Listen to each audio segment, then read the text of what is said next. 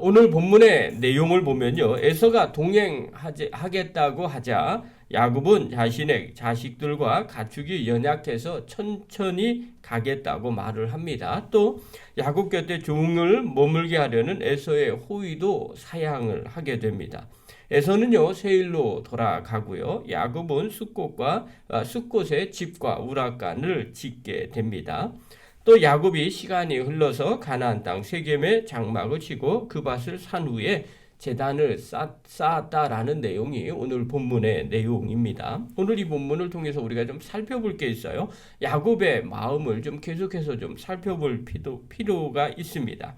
에서가 야곱에게 어디로 가자고 하냐면 세일로 가자고 합니다. 그런데 야곱은 천천히 가겠다고 이야기를 하죠. 16절에 보면 이렇게 기록되어 있어요. 이날에 에서는 세일로 돌아가고 이렇게 말하죠. 이 세일은 어저께 지도를 보내드렸을 거예요. 가나안 땅이 아니라 요단강 동편 쪽에 있는 땅입니다. 지금으로 얘기하면 요르단에 있는 땅이 바로 이 세일입니다. 반대로 또 다르게 야곱은 어디로 가느냐? 숫곳에 정착을 합니다. 17절 한번 보십시오. 17절 읽겠습니다. 시작. 야곱은 그의 가축을 위하여 우라칸을 지었으므로 그 땅 이름을 숫곳이라 부르더라. 그렇죠? 요단 동편에 있는 계곡이에요. 지도에 보면요. 숫곳은 우리 또 장막이란 뜻이 있어요. 야곱이 이곳에서 자기 집과 그 다음에 가축을 위해서 우리칸을 지었기 때문에 그렇게 이름을 붙였어요. 또 지도에 보면 이곳은 계곡이지만 좀 그래도 가축을 칠 만한 곳이고 살 만한 곳이었습니다. 이곳에서 야곱 일행이 수년간 좀 거주를 하게 됩니다. 왜 그곳에서 수년간 거주를 했을까? 여러 가지 추측을 하게 됩니다. 라반의 집에서 한 20여 년간 종살이에 대한 압박감에서 해방됐으니까 좀 그곳에서 쉴 필요도 있었겠죠. 또 급히 도피 여행을 왔어요. 그래서 더 빨리 가면 진짜 가축이나 또 자녀들이 병들 수가 있기 때문에 그곳에서 좀 쉬었을 것입니다. 또 야곱 스스로가 바로 전 야복 강가에서 육체의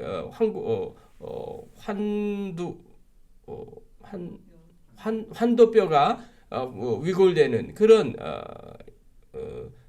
육체적인 그 아픔이 있었습니다. 그래서 그것을 치료하기 위해서라도 어떻게 할까요? 그곳에서 좀 기다릴 필요가 있었죠. 또 형 에서의 만남은 그 평생의 짐이었어요. 그러니 드디어 에서를 만나고 안 됐다는 그 심신이 얼마나 지쳐 있었을까요? 그런 모든 것들이 그곳에 녹아져 있어요. 그래서 한마디로 이 숫곳은요, 야곱에게 의해서는 재정비하는 시간이고 장소였었습니다. 그래서 그곳에서 몇 년간 머무르게 되는 거죠. 자, 그러면 이제 그 다음 생각해요. 충분히 이해가 됩니다. 그렇게 해서 숫곳에서 머무를 수 있었어요. 자, 그리고 난 다음에 숫곳에서 머무르고 난 뒤에, 정비하고 난 뒤에, 그 다음에 다시 에서가 있는 요단 동편에 있는 세일로 갈 수도 있었을 겁니다. 그런데 세일로 가지 아니하고 가나안 땅인 세겜으로 갑니다. 지도에 보면요. 왜냐하면 세일은 하나님이 약속하신 가나안 땅이 아닙니다. 반대로 세겜은요, 하나님이 약속하신 땅이죠. 그래서 성경은 뭐라고 얘기하느냐? 18절 한번 보십시오. 세겜의 앞에 수식어를 하나 붙여줍니다. 18절 우리 한번 읽겠습니다. 시작. 야곱이 바단 아람에서부터 평안히 가나안 땅 세겜 성읍에 이르러 그 성읍 앞에 장막을 치고. 자, 세겜 성읍을 어떻게 앞에 표현을 해요?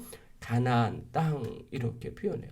왜 성경 기자가 왜 가나안 땅 세겜이라고 얘기할까? 세겜이 가나안 땅인지 몰라서 이렇게 기록을 해놨을까요? 아니에요. 여기에는 포인트가 있는 거죠. 야곱이 지금 어디로 돌아오는 거예요? 약속의 땅으로 돌아오고 있다는 것을 말해주고 있어요. 이곳에서 장막을 치면서 목축업을 했던 사람이니까 살 수도 있어요. 잠시 머무를 수도 있어요. 그러나 야곱은 이굽 땅을 돈 주고 삽니다. 19절 한번 보십시오. 읽겠습니다. 시작. 그가 장막을 친 밭에 세겜의 아버지 하물의 아들들의 손에서 100크시타에 샀으며, 가격이 얼마냐? 100크시타입니다. 여기서 크시타는 일반적으로 동전으로 사용된 일정량의 은을 가리키고 있습니다. 구체적으로 얼마인지는 알 수가 없습니다. 그러나 중요한 것은 이게 최초의 주화라는 것을 알 수가 있죠. 자, 100캐시타를 주고 땅을 샀다는 것. 여러분 목축업을 하면요 그냥 지나가면 됩니다. 그런데 그렇게 하지 아니하고 이곳에서 땅을 샀어요. 그것은 정착한다는 의미를 갖고 있죠. 또 약속의 땅을 취한다는 의미도 그 안에 들어 있어요. 즉 하나님께서 할아버지 아브라함에게 주신다고 약속하신 땅에 대한 그 생각을 야곱은 계속해서 갖고 있었던 거예요. 그래서 형 에서가 원하는 세일로 가지 아니하고 가나안 땅 숫고 조금 더 나아가서 이곳에서 사건이 한번 일어나죠. 그 뒤로 어디로 가느냐? 하나님 만났던 베델로 다시 돌아가게 됩니다. 야곱에게 있어서는요, 땅, 하나님이 약속하신 그 땅이 정말 중요했기 때문에 그렇습니다. 그래서 그 세겜에서 돈을 주고 사고 난 뒤에 거기에 제단을 쌓습니다. 20절 한번 보십시오. 읽겠습니다. 시작. 거기서 제단을 쌓고 그 이름을 엘로헤 이스라엘이라 불렀더라. 자, 아브라함처럼 제단을 쌓게 되죠. 제 고향으로 편안하게 돌아오게 하신 하나님을 찬양하고 예배하는 거죠. 야곱이 이렇게 제단을 쌓고 예배한 이유는 다른 것이 아니죠. 그 하나님, 나를 다시 돌아오게 하신 그 하나님을 찬양하고 그 하나님을 경배하는 겁니다. 그런데 하나님의 이름을 붙이죠. 엘로헤 이스라엘 이렇게 이름을 붙였어요. 이것은 이스라엘의 하나님, 강하신 이스라엘의 하나님 이런 뜻이 잠겨져 있어요. 이스라엘은요, 야곱이 이름을 바꿔서 야복강가에서 하나님이 이스라엘로 바꿔 주셨어요. 그렇기 때문에 이 엘로헤 이스라엘이라는 뜻은 쉽게 생각하면 나의 하나님입니다. 야곱 입장에서는 바로 나의 하나님, 야곱의 하나님이시군요. 이렇게 고백하는 거죠. 그리고 그곳에서 제단을 쌓게 된 거죠. 여러분, 야곱은요, 이전에 아브라함은 할아버지 아브라함이 불렀던 그 하나님, 아브라함은 아브라함의 하나님이라고 불렀고요. 이삭은 자신의 하나님, 이삭의 하나님이라고 불렀을 겁니다. 그리고 오늘 야곱은 자신의 하나님, 이스라엘의 하나님, 나의 하나님이라고 부르게 됩니다. 그 하나님은 어떤 하나님이었냐면 베델에서 돌베개를 베고 잠을 잘 때 만났던 하나님, 내가 평안하게 다시 돌아오게 하겠다고 약속하셨던 그 하나님, 외삼촌 라반의 집에서 자신을 지키시고 보호하셨던 나의 하나님, 야복강가에서 하나님의 얼굴을 본 브니엘의 하나님, 곧 그분이 나의 하나님이시라는 겁니다. 그리고 그분 앞에 예배드리고 경배한 거죠. 여러분, 이렇게 되면 에서가 세일로 가지 않는 이유가 충분히 설명이 되죠. 그는 하나님이 주신 약속의 땅을 잊지 않고 있었습니다. 그 가나안 땅으로 다시 돌아온 거죠.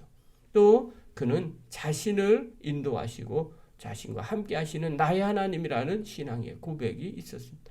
그 하나님을 섬기려고 약속하셨던 그 땅으로 다시 돌아오게 됩니다. 사랑하는 성도 여러분, 또 영상을 보는 귀한 성도 여러분, 오늘 우리의 신앙을 한번 점검해 보시기 바랍니다.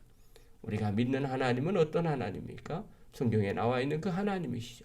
여기서 머물러서는 안 됩니다. 더 나아가서 나의 하나님이라는 신앙의 고백이 있어야 됩니다. 그 나의 하나님이 나에게 약속하시고 또 나에게 말씀하시고 또 나를 인도하시고 나와 함께 하셨던 그 하나님, 그 하나님을 찬양하고 경배할 때 그분 뜻을 순종하며 따라갈 수가 있게 됩니다. 저와 여러분, 그 나를 만난 하나님, 또 나와 함께 하시는 그 하나님을 찬양하면서 오늘 그분이 주시는 약속을 붙잡고 동행하며 한 걸음 한 걸음 그 약속을 이루며 나가는 믿음의 거룩한 종들 되기를 간절히 축원합니다.